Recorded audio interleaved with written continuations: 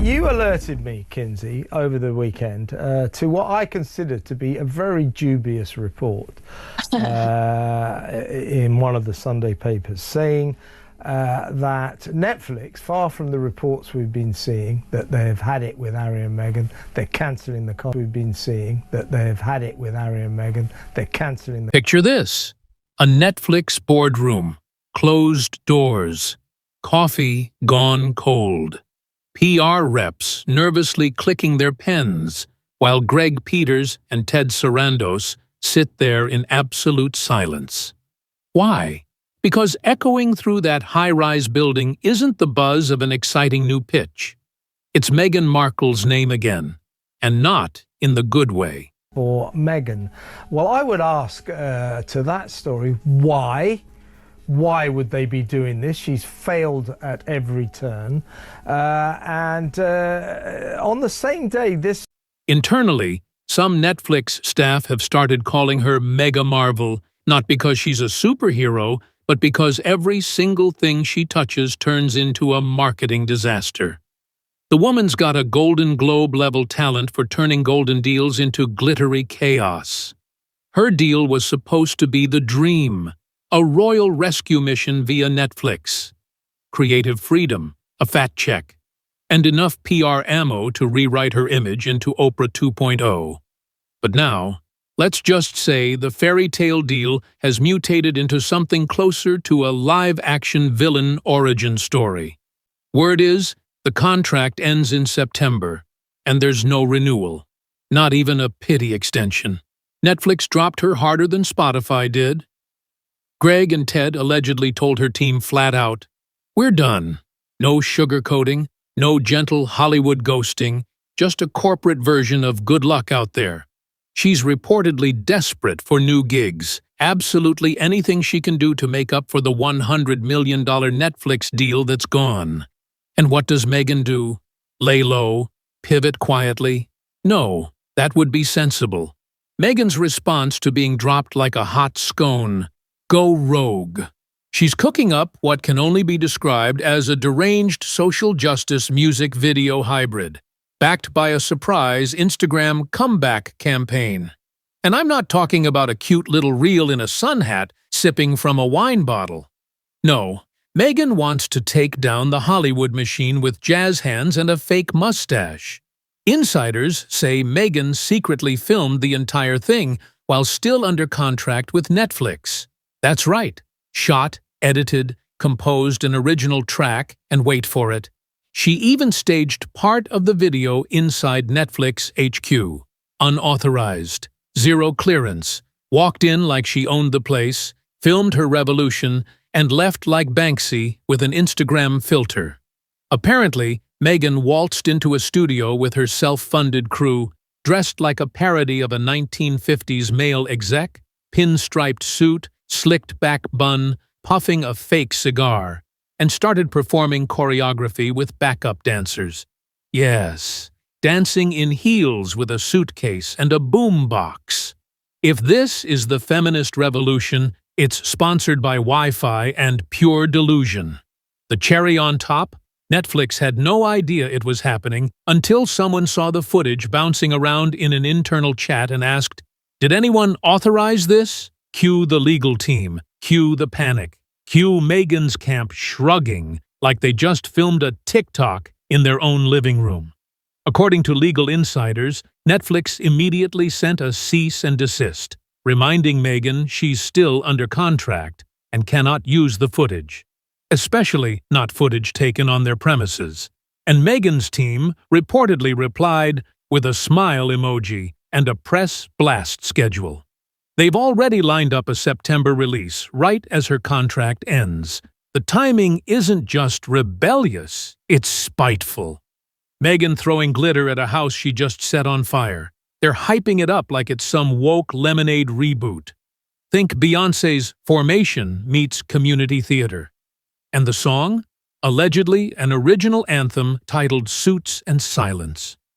One line reportedly goes, "Old white ties choking dreams. I ripped the seams. I own my screams." That's not an SNL skit. That's the actual vibe. Meghan's full-on reenacting a protest musical against a company that gave her millions. Netflix executives are livid, not because they're scared of the message, but because it's straight-up embarrassing. This isn't activism. This is sabotage in a sequin blazer. Even staff who were once Meghan-friendly are reportedly distancing themselves. One producer said, "She brings controversy without ratings. That's the worst combo in Hollywood." Meghan's name doesn't trend for her work. It trends for her stunts. Studios want profits, not chaos in a pantsuit. Sources say Meghan's team treated Netflix's legal warnings like junk mail. One rep reportedly said, "Good, let them try. They'll only make it bigger." Classic move. Turn every red flag into a marketing plan. But this isn't some small-time blog feud. This is Netflix. And they're not amused. Behind all this is a woman who was handed one of the biggest platform deals of the decade. Oprah introductions, Archewell clout, streaming contracts, merchandise tie-ins, a literal global stage. And what did she do with it? A TikTok musical rebellion filmed on private property.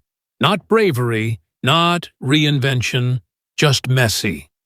Meghan had the chance to reclaim her image after the Spotify fallout, but she chose chaos again. Hollywood is watching closely. Studios are whispering she's radioactive. Not because she's outspoken, but because she can't read a room to save her life. She wants to be seen as a fearless truth-teller. But right now, she's just a woman pirouetting in a Netflix hallway without permission, thinking she's Rosa Parks in Louboutin heels. Part 2, 7,000 characters. The worst part, there are still good people trying to salvage her career. Publicists scrambling, agents dialing cold leads. One of them told an insider, "She's blowing it. She's seriously blowing it." The Instagram team is allegedly split. Half want to delay the video, the other half want to drop it with fireworks.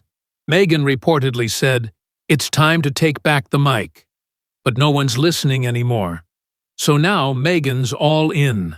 She's calling this her next chapter.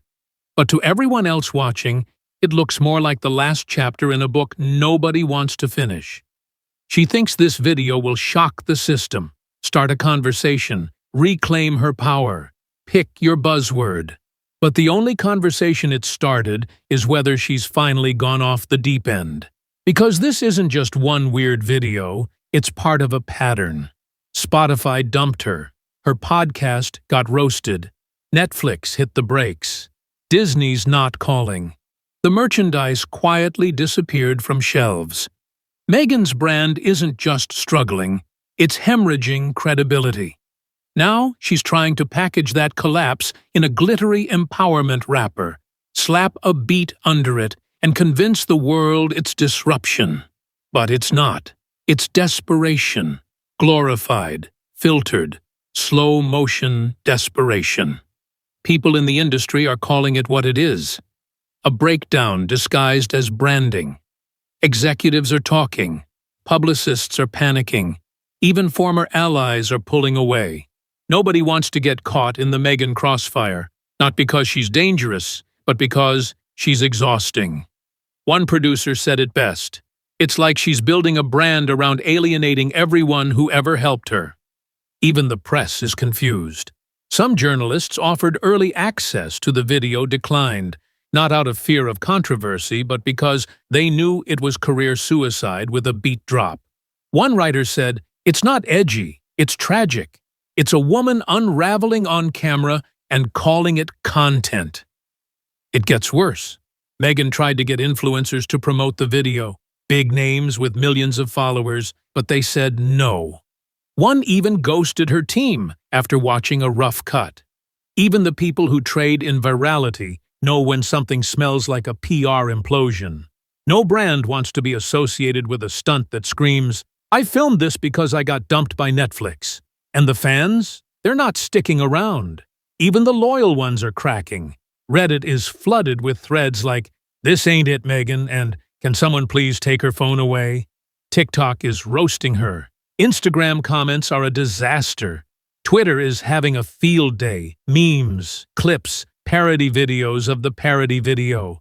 It's turning into a digital bonfire, and Meghan is standing in the middle with a match, smiling. It's like she saw Beyoncé's Lemonade, misunderstood the entire concept, and decided to do her own version, without the artistry, the pain, the cultural relevance, or the fan base. Just the anger and a ring light. The song is weak, the visuals chaotic, the message blurry, but the ego crystal clear, and the timing matters. Meghan's team is dropping this video the day her contract with Netflix ends. That's not clever. It's petty. Flipping the bird on her way out, thinking it makes her look like a rebel. But in Hollywood, timing is everything. This screams bitter, not bold. It's the kind of move that gets you blacklisted, not booked. What's Harry doing during all this? Sources say absolutely nothing. He's not in the video, not mentioned, not even referenced. Either he wants no part in this madness, or he's been sidelined like the world's most expensive extra. Remember that second season of With Love, Meghan? It's done. Dead. Buried in the Netflix server graveyard. All that budget, all that creative freedom, gone. 3 years of PR strategy, brand building, and Hollywood handshakes, torched in 3 minutes of choreographed spite. It didn't have to be this way. Meghan had the media in the palm of her hand after that Oprah interview. She had sympathy. She had power. She had the world's attention. But instead of building something meaningful, she built a content machine with no direction. She chased platforms, not purpose. Now she's manufacturing outrage just to stay relevant. But you can't force people to care. You can't guilt them into watching your next statement, especially when it looks like a parody of your own ego. Hollywood moves fast. Meghan's not just behind, she's playing the wrong game entirely. This absurd, desperate video might be her final act. Not because she's cancelled. Nobody's bothering to cancel her. She's fading, slowly, loudly, publicly. If she drops this video, that fade becomes a free fall. Maybe she doesn't see it yet. Maybe her team still tells her it's brave, it's disruptive, it's her reclamation. But when the cameras stop rolling, when the likes dry up, when the press stops answering, she'll realize what it really was. Not a revolution, not a moment. Just another misstep filmed in HD. Because you can only play the victim for so long. Eventually, people look up and say, "You had the spotlight, and this is what you did with it." And when the dust settles, she'll be remembered not for her voice, not for her work, but for blowing the biggest media deal of her life with a fake cigar, a low-budget beat, and a video nobody asked for. Congratulations, Meghan. You didn't just leave Netflix. You filmed your own exit and made sure nobody would invite you back. Good eye.